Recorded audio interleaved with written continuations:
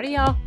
I'm Leslie, I'm Lori. Welcome to Sumo Kaboom, where we talk about all things sumo. Yeah, and we have one more sumo scandal for you. Only one more. I'm starting to get really tired of these sumo scandals, and I'm really hoping that they'll end. And so I know, this but is the final somehow one. I think that there's probably more scandals in our future. Call me Let's crazy. hope We not. didn't even get to talk about Asa Shoryu's brawls and things like that. I know. So, yeah, but we do the best we can with all scandals. that's right. That's right. I've been liking the series, so maybe we'll have more in the future and we can keep going down this dark, dark path. I don't know. We shall see. But today's section of scandals is a dark one. It's about violence. And just as a note here in the beginning, this is not one for young ears. If you've got little ones that ever listen to this podcast, I don't know if they do. This is not one for them because it is a little disturbing and dark. Okay.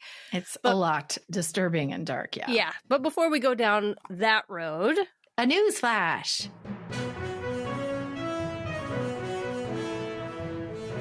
The Bonzuke is out, everyone. Yeah. And we have some movement. Indeed. I know we'll probably talk about this, next week maybe? Kota Nowaka at his highest rank of Sekiwake. His father is very, very proud. And now the Ozeki run begins. Also, Nishikigi is in the Komusubi position. And as the Japanese love to do with precedents, they love to let you know how long it's taken him to get to the top. And I will have to say he is the third slowest wrestler to ever reach the rank, which I am like, come on, like, do you have to like rain on his parade with like the slowest rise in sumo history? But whatever the case is, we all love Nishikigi and we all love that he's there. And you know what? The tortoise and the hare, like sometimes the turtle wins the race. And in this analogy, that's right. Nishikigi is a turtle. And he certainly deserves to be up there. He did. And my fave, great basho last time. Asanoyama he was bumped up 2 positions. So he's now at Maiga Share 2, which means he's in the Joy or the top rankers who are going to be obviously fighting all of the Sanyaku guys. So that's exactly where we want to see him. So that's all pretty exciting. Mm-hmm. Now, Hakuoho, who has been very exciting to watch, is still having trouble with that left shoulder injury. And this week, all the papers reported on how much he said he was having trouble and also reporting on how much Miyagano Oyakata or Hakuho has also said that his shoulder is not in good shape. And he has stated that he would prefer to basically fall down the ranks and get the surgery that's going to heal him so that one day he can actually go for his big dream. And he would rather, on his shoulder. Another one? Because another surgery? At this point, They have been so foreboding with his performance, which makes me think he's not going to, maybe he'll be there and fight, but I think his choice seems to be he's going to get the surgery, fall out of the rank and come back as opposed to fight with the injury. That's what he was reported as saying this week. So it's a pretty nasty injury, I think. And he can't really wrestle. So I think that's probably got to be the obvious, route he's got to take. And let's be honest, it didn't take him long to pop up there. So why not take the time now, come right back up? I mean, he's not going to fall out of the top rank anyway. So yeah, why not? Right.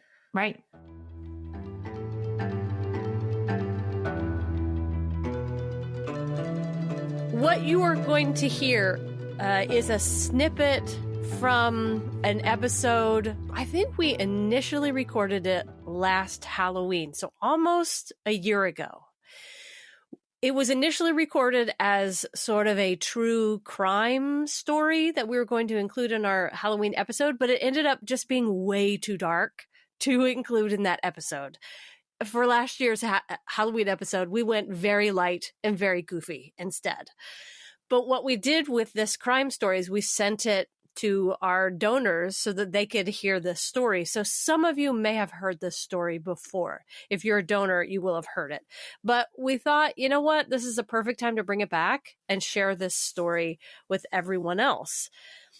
It is a true crime story of something that happened in the sumo world. So it is a sumo scandal, but it's darker than any of the other ones that we've shared with you thus far. So you're going to hear us on this recording kind of wrestle with, do we even include this in the Halloween episode or not? Because we were both kind of so disturbed by the story. The hard part about the story is that, like, we all love sumo so much, but this is the story that you almost didn't want to know about. And, you know, sumo history for a long time has been violent. In the old days, they used to fight to the death, possibly, you know, on street corners or whatever. Like, the world was a violent world. But I think that, yeah, what we wrestled with is like, gosh, do we really want to know this about our favorite sport? And that's the hard part about it, you know? Yeah. And it's not even did we want to know about it, did we want to share? Right. Because it's easy to just look past it and like go, it's all sunshine. Yeah.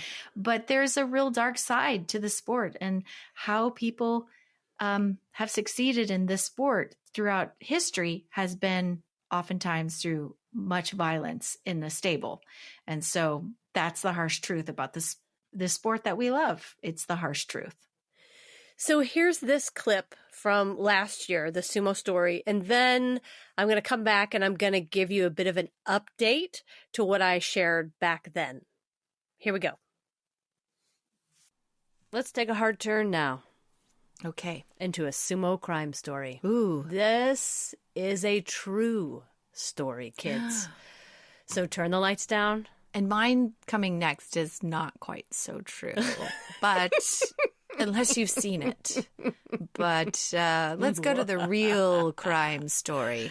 It's late June of 2007. So 15 years ago. That's not that long ago. Not that long ago. No, boys and girls, not that long ago. Well, not that long ago.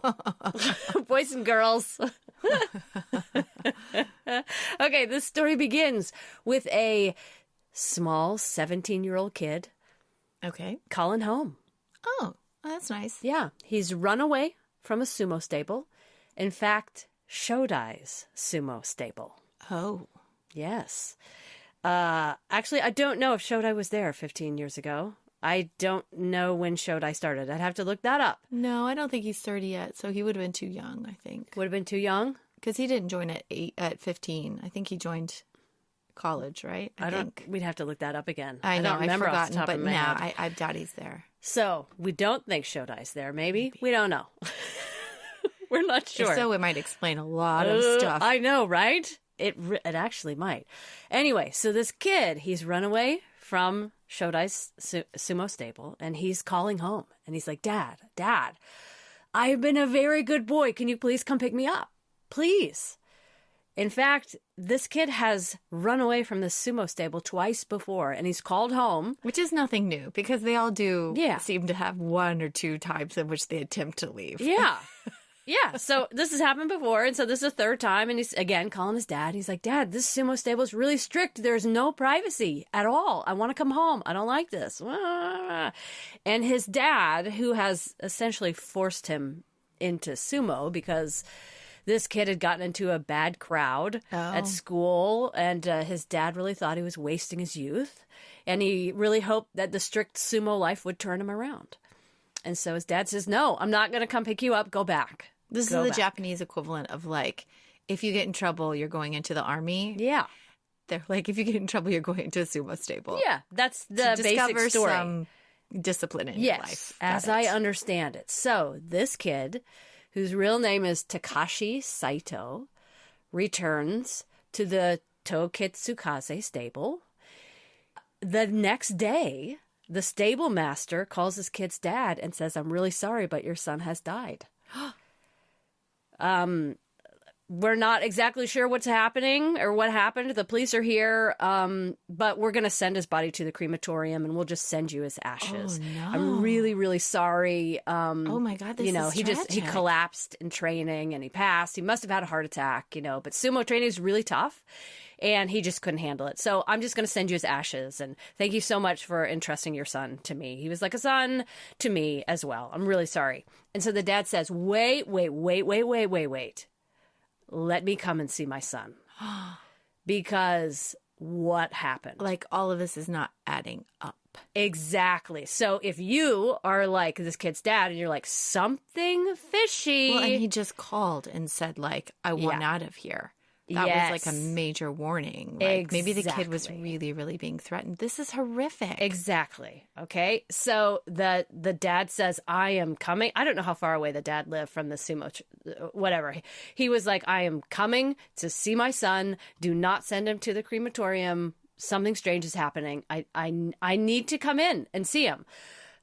So the police come in. They say, oh, yeah, it looks like it was just a tough sumo training. He must have died from a heart attack. Yeah, it's got to be what happened, right? The police are calling the dad saying it's got to be a heart attack. Like, that's really what is happening. And the dad is like, no, I need to see my son. So he sees his son. And he has a really hard time looking at his son because his son is covered in bruises and cuts and burns. What? Yes. Oh my God. And he this thinks is awful. he thinks there's no way that this is cardiac related. And he asks for an autopsy. Good. It's the first time anyone's done that. And he begs at the hospital for an autopsy. And initially the hospital says no. And then he basically mounts a news media campaign. Good for him. And he fights and he says something is odd. Something is very weird. And so an autopsy is done. The father continues to put pressure on the police to open an investigation, and he goes to the JSA and says, we have to look into this. Something weird is happening. Yeah. And the autopsy is done, and it's found that this kid died of multiple trauma shocks. Blunt force trauma. Yeah, he was beaten. Oh my God. Number of injuries that led to his death. And so the father takes this report to the police and says, we have to get people involved, and keeps talking to the news media. This is only 15 years ago, y'all. I mean. Yeah. And so after talking with media outlets and this, storm of outrage comes up, like, what is happening? Then the government gets involved and says, okay, something fishy happened. We really have to look into this. Well, yeah, clearly. The JSA says, I'm like, burn it down. Yeah. So police go back in. They start talking with also, people. like, the police were, like, sitting on their hands. I mean, like, I do get it. Like, working there, there's this, like, weird sort of protocol that, like, nothing happens quickly. Like, you may have a rationale for something and people are like, no. Like, it has to be, like, consensus, Mm-hmm. There has to be consensus before you move on to the next step, which drove me nuts. But especially in this instance, this poor father was like, for God's sake, this is not just what you think it is. How could you look at this and think that this is anything but somebody beat my son to death? Like, why are you all sitting on your hands about this? This makes me mad. Exactly. So they kind of go back to the basics. The police get involved and they start asking questions. Good. So they go to the stable master and they're like, tell us more about what happened. Who really killed Takashi? Who killed this kid? And the stable master, who is famously fiery and hot-headed and is a hard drinker, says, okay, I was a little mad at the kid. I was mad. I was upset with him when he came back. He's run away 3 times. And when he came back, I hit him on the head with a beer bottle. Oh. So he did it. But that's the kid had a, quote, vague attitude about his career in sumo. And this is what 15. We do. This is what we do. Right? I just hit him over the head. He was fine. He went to bed. We went to training the next morning and he collapsed. That was Stable Master's story. Oh, right. When they talked to the wrestlers, more of the story came out, which was that he hadn't just gotten hit over the head with a beer bottle once, but 10 times the night before with a beer bottle. And he had also ordered his wrestlers to continue to treat him that way over dinner. So essentially, they were all sitting at dinner, slapping him and punching him. Beating. Yeah, over the head. Horrific. And then Supposedly he ordered them to continue to assault the kid. Oh, God. So This makes me next sick to my day stomach. in practice, they all showed up and they continued to throw him to the ground over and over and over again. One of them, we don't know who, grabbed a metal baseball bat and beat the kid until he could not stand and he collapsed and died. But the wrestlers say, no, we never intended to kill him. We just couldn't, like, our master told us to do this. So we were just following the master's orders.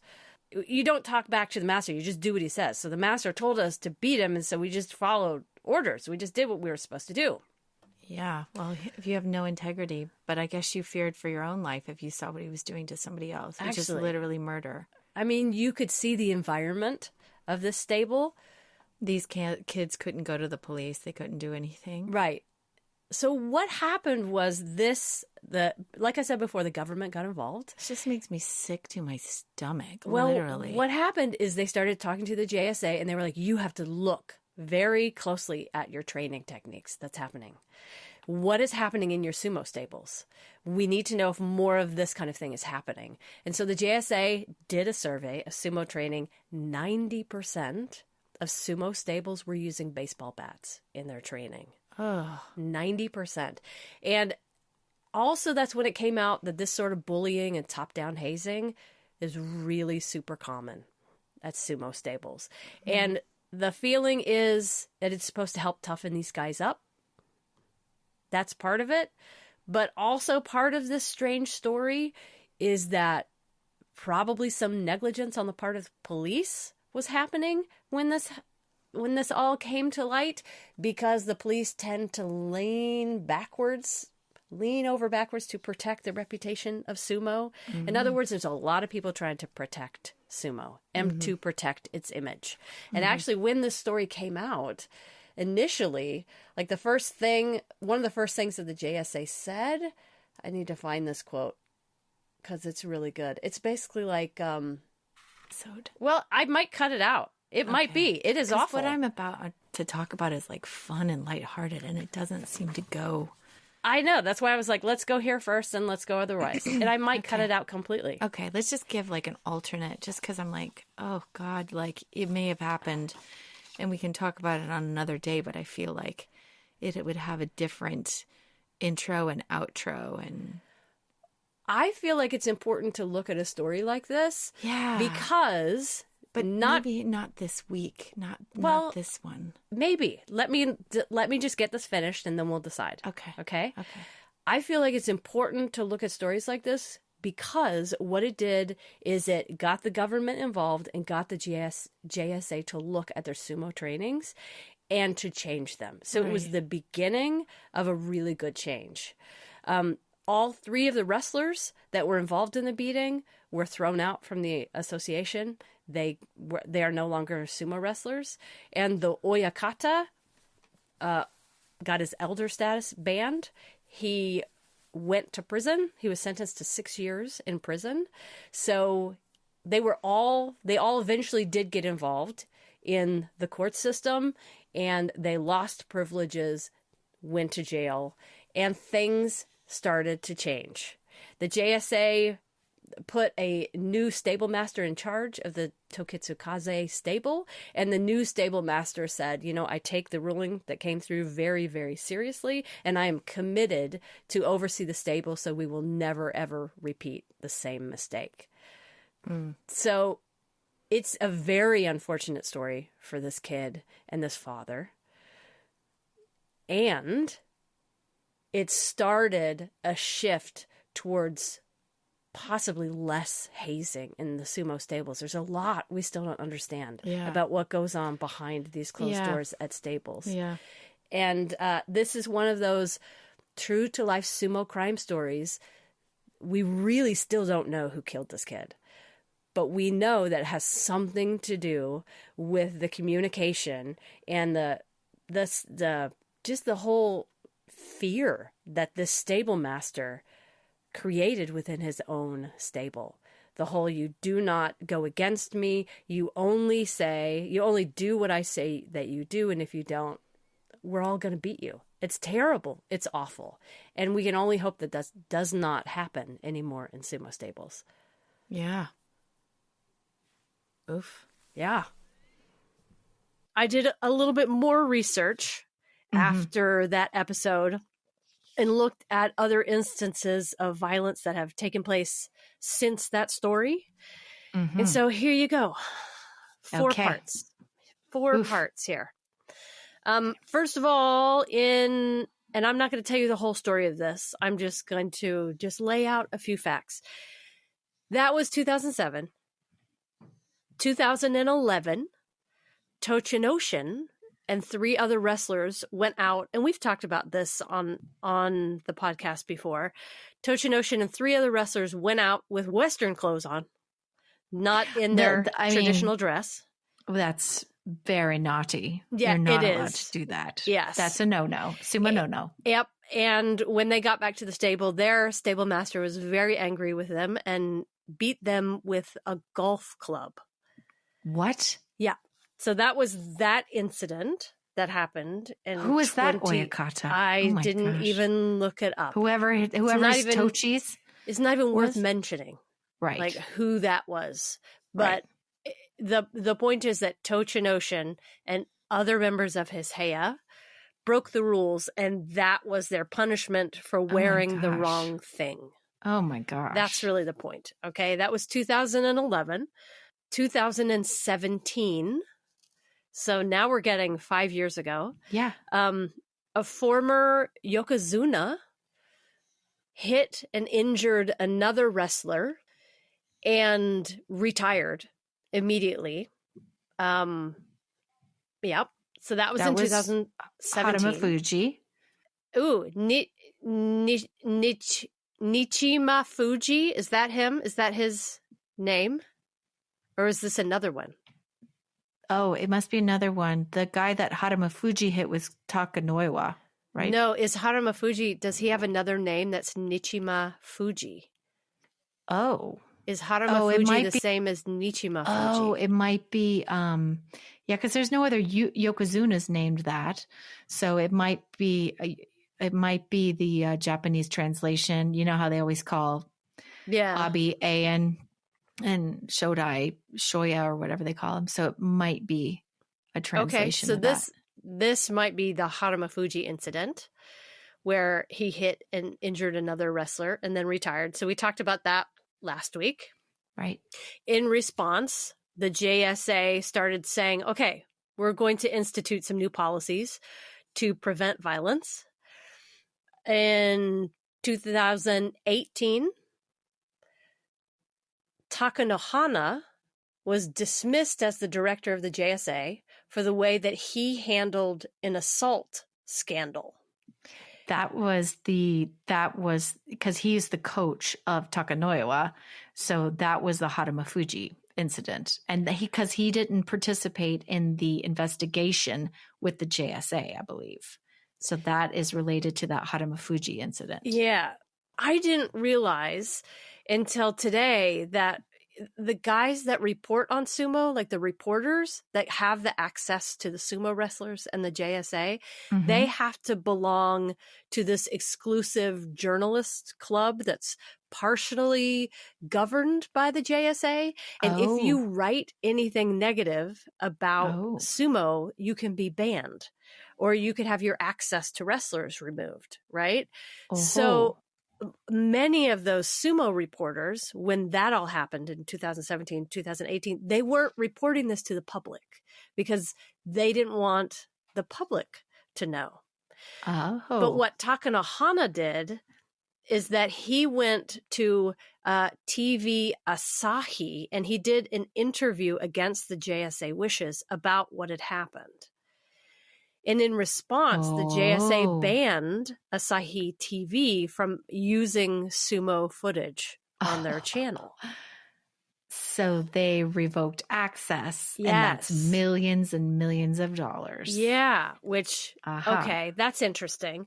But then in 2018, that same year, at the end of the year, in October, around Halloween time, 2018, the JSA did finally present a discipline, sort of like a guidance manual for oyakatas. And you can find this on the JSA website, the Japanese version. And it's called, this is an interesting title, it's called Declaration of Violent Breakoff. What? That's how it's translated. Declaration of Violent Breakoff. Well, it has a ring to it. Yeah, doesn't it? Not a sexy ring, but it has a ring. We're going to do a violent breakoff. Yeah. And it has 7 points. And here's how it's hard to read the English, like Japanese to English translation of something. But when I read it, this is what the takeaways are when I read it. The first point is we do not allow violence for any reason, and especially not in the name of guidance. Okay. So not for training, right? Okay. So that's their first point. Okay. We do not allow it. Their second point is we want it to stop. It's an interesting second point, isn't it? Well, yeah. I mean, that's kind of what's understood in a declaration. Yeah. Okay. But I think it shows that they know they have a problem and they want it to stop. Right. Which is good news, I think. Yes. Their third point is we're going to do intensive training for all of our members, not just the wrestlers, for our oyakatas, for every single person in every level of the JSA. We are doing intensive training. And their fourth point is we are making clear definitions of what violence is. We're making clear sanctions and procedures to dispose of members when there's violence that happen. And we are making clear obligations to report accusations of violence, which is good. Yes. Their point number 5, we value... they're basically saying we value PR, right? And we will promptly disclose any allegations of violence. And that's a pretty big deal, I think.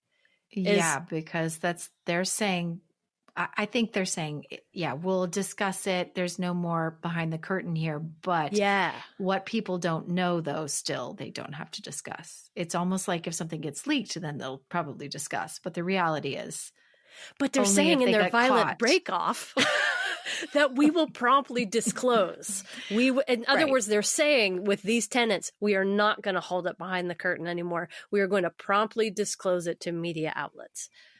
All right. As number 5, right? I'll see it. And believe it when I see it. That's probably a response to what happened with Takanohana. Yeah. Right? But at least they've got it in their guidelines. Like that is now written in black and white for the public to see. It's like, we are going to promptly disclose this. Right. Which, if you got to start somewhere, that's a good place to start. I mean, it's somewhere. Yep. Number 6, they say there will be no hierarchical relations between seniors and juniors. Interesting, isn't it? Well, I mean, but the Tsukibito is, basically the servant of a high-ranked wrestlers. But maybe they mean in terms of violence from a higher-ranked guy being allowed to do that to a lower-ranked guy. It seems like the only sort of abuse happens in the ring, and that's just from just totally wringing someone out during Butsukkari or something. Yeah, as opposed to this sort of hierarchical way that they're living in the stable, and like people higher in the rank, more senior, are beating up people more junior. I think that's what they're saying that they're seeing everywhere. So they're like, we need to stop that in the Heya. Yeah, that makes sense. And then their last point, that's the declaration of this violent breakoff, is it says we are bringing in a team of experts so that this does not happen in training either. They don't want it to happen in the Heya. They don't want it to happen in training. They don't want they don't want it to happen anywhere. Well, they lose a lot of money and fans when they get busted for this kind of behavior. Yeah, they do. And it seems like the younger oyakatas, Kisanosato, Hakuho, all these younger guys who came up in the older system, they seem to have all gone and got their graduate degrees or whatever on stable room management. I do believe the younger guys that possibly grew up with that have to understand now today, the importance of not going that route, but also they seem to be looking for different ways to train up the guys, whether it's with more stuff at the gym, like just more diverse workouts and how to get somebody fighting at their best as opposed to beating it out of them and making them, suffer to become better. Yeah. And I think the problem probably lies more so with the older oyakatas, the ones who have been coaching for many, many years, getting many, many results, but come from a much older standard of training. Well, that I don't allowed know. violence. I don't know. Let me tell you about one other incident. This happened, and we talked about this a little bit last year, December 2022. Not that long ago, 2 wrestlers at the Isagahama stable poured boiling water on another wrestler's back, stomped on his abdomen, and hit him in the head with a piece of wood. Right. And Isagahama Oyakata had to resign as the JSA director due to this violent hazing at his stable. So, well, and this is also the stable that Haramafuji came from. So they knew that back in 2017 there were people who were violent in that stable. He tends to look the other way, or he allows it. And you can keep taking jobs away from people, but I guess, when you keep turning in yokozunas like he does, then they probably keep looking the other way, I don't know. All I know is that sumo seems to exist in this funny place, where there's a real thin line between hard training and abuse. Well, and there's clearly been, through the history of the sport, extremely violent training. This has been the protocol for all these years. This has been the protocol for all these years.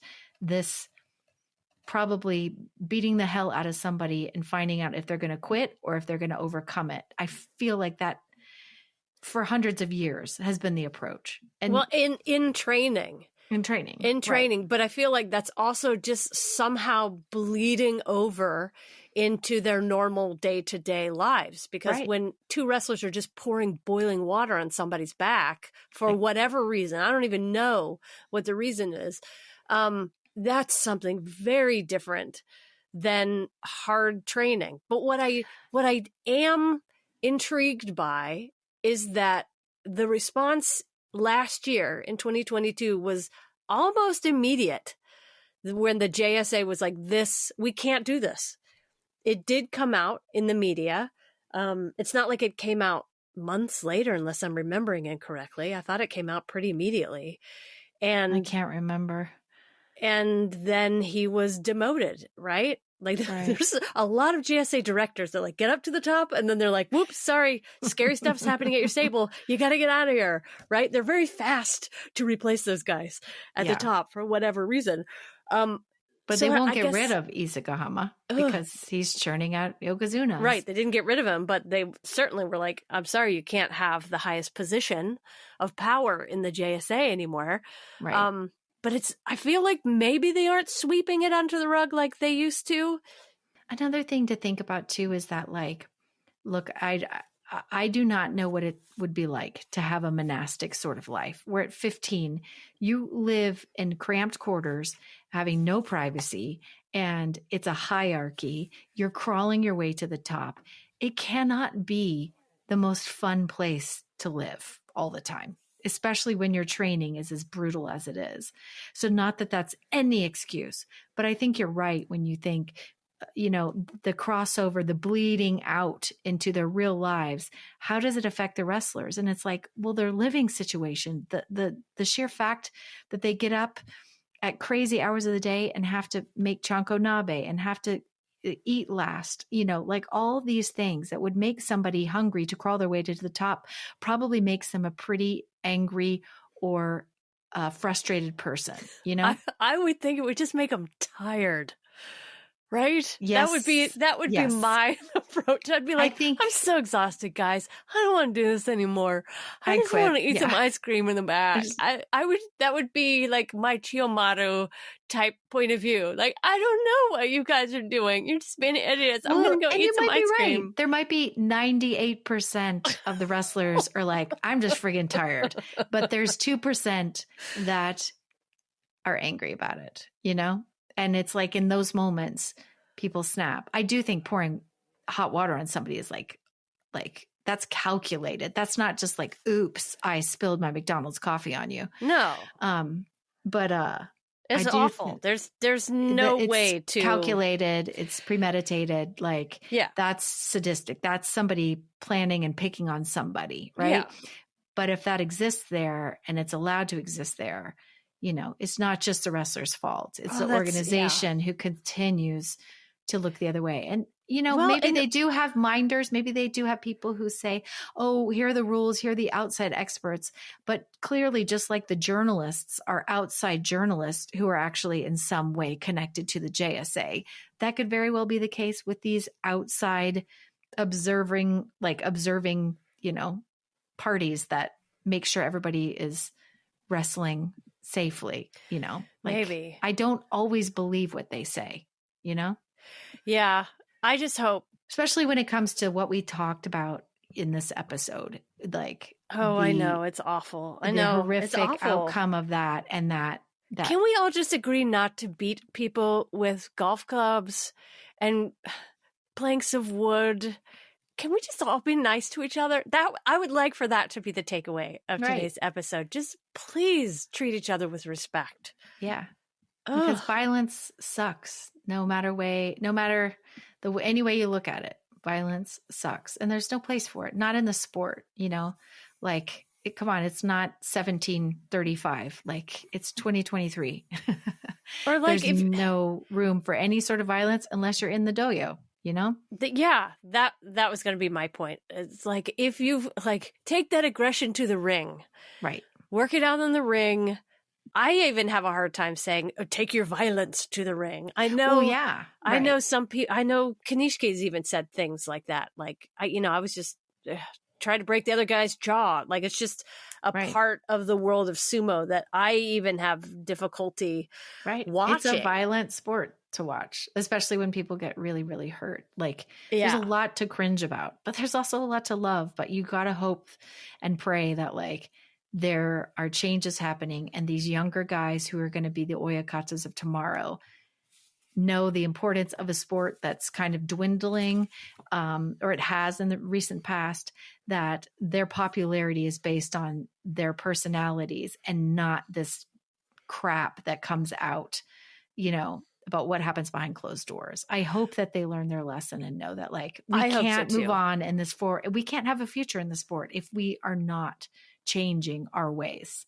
I hope in every single workout room there is a little poster on the wall that says Declaration of Violent Breakoff, and it's surrounded by cute stickers and sumo or that anonymous stickers. Hotline. They've got that anonymous hotline. Yeah. It's like a red phone on the wall, and they're like, this person was being very mean to me. Yeah. During if someone's being mean to you, lunch. You pick up this red phone and you call the bat phone, and we will send someone there to check it out, because we want you wrestlers to be strong and healthy so that you can do good sumo. That is what I hope is happening in every single Heya out there. And if they're listening, let's just make sure they get that red phone put up in every stable.